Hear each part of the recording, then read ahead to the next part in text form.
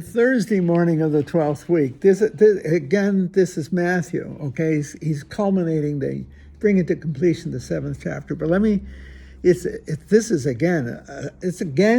the theme is wisdom and virtue, okay? Here's what he says. Not everyone who says to me, Lord, Lord, will enter the kingdom of heaven, but only the one who does the will of my Father in heaven. Many will say to me on that day, Lord, Lord, did we not prophesy in your name? Did we not drive out demons in your name? Did we not do mighty deeds in your name? I'll declare to you solemnly, I never knew you. Depart from me, you evildoers. Now here he goes on. Here's the part. Everyone who listens to these words of mine and acts on them will be like a wise man who built his house on rock. The rains fell and the floods came, the winds blew and buffeted the house. But it did not collapse. It had been set solidly on rock. Everyone who listens to these words of mine but does not act on them will be like a fool who built his house on sand. The rains fell, the floods came, and the winds blew and buffeted the house, and it collapsed, and it was completely ruined. To appreciate that, okay, I have to say, go to Cape Cod and go to Chatham.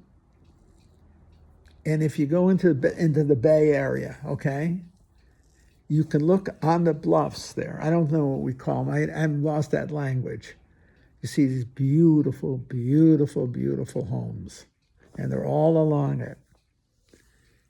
I remember that because I started going like 70 years ago to the Cape. I haven't gone in a few years now, but they're beautiful homes, and they oversee Cape Cod Bay and the Atlantic Ocean, for that matter. It's beautiful, but it is also vulnerable. Well, apparently, I don't know this, but apparently how they were built, while it lasted quite some time, was not set on significantly strong enough foundations. Apparently. I don't know. What do I know about architecture? What I do know is there was one dickens of a storm that came through, and the Atlantic can get ugly, and it pounded those sand cliffs, apparently. What I do know is those houses collapsed into the water. You're talking $1 million homes, they collapsed into the water. That's what I was thinking of. When I read this text, I think of the houses at Chatham, facing Cape Cod Bay, or Chatham. I forget the name. It's Lord, forgive me for that, okay? But if you go to Chatham on the Cape, you'll know it. You'll see it. It's the most beautiful part of the Cape. Chatham is, but also that section, because you're right on the bay. And you'll see these beautiful, beautiful homes. Well, now I'm sure they're set much with stronger foundations. Let's say they're built on rock, analogously, because that storm, I don't know how many years ago it was, 15 or 20, I guess, was so violent, and the waves were pounding so hard. Between the rain, the wind, and the waves pounding on it caused it, as far as I know, the sand to slide, and with the sliding of the sand, the houses came tumbling down. It's the way I understand it. Could be wrong. But I gotta admit, this text suggests that I might be right. I do know the house has collapsed. The fact is the house has collapsed. The causal explanation might be soft on the edges, no pun intended, okay? But I gotta admit it. But such a beautiful homes. Think of that as a symbol of life. But they weren't built on rock. They weren't built on strong foundations. And when the times got rough, they went down. And that is a great analogy of life. That's why in education, from kindergarten on, your homes, but in kindergarten on, you try to teach kids the virtues of human civility. You see? How to be a good citizen. See? Plato said that. What is education? It's the preparation for citizenship. See? What it is to be a good citizen. He was thinking of Athens. We think of the world, you see?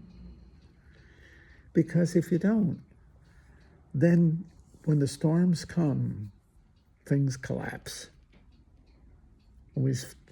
If history has taught us anything, that's so obviously true.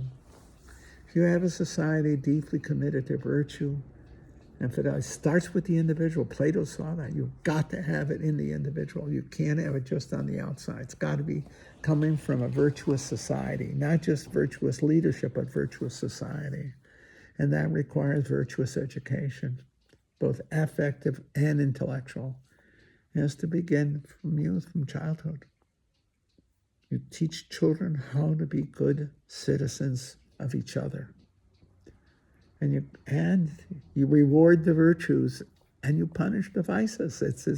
Get right down to that, so that they will be good citizens, good spouses, good parents, good fellow citizens, good neighbors. There's got to be virtues. I know I'm beating this thing to death, but the truth is that's St. Mark. That's his gospel. It's the 7th chapter. I didn't make it up. He's giving you a Christian wisdom of how to live, but he's actually given you one that any Greek philosopher would have come up with too. This does not take faith. It takes reflective common sense, and the pursuit of virtue. We know that to have a virtuous society, you have to have virtuous people. That was the whole point of Plato's Republic, you see. One of the greatest pieces of literature ever come out of the human experience, see. Yeah, you have to have virtue, individual virtue, so that you can have corporate virtue. That's the truth. And then when the storms come, people will remain faithful to their values and faithful, as it were, to their constitution. They won't rebel. They'll weather the storm.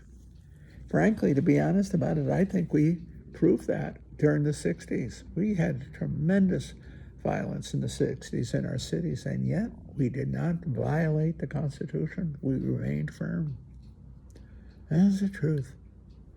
I think the American people possess a true virtue of citizenship. I don't want to say patriotism, I want to say citizenship.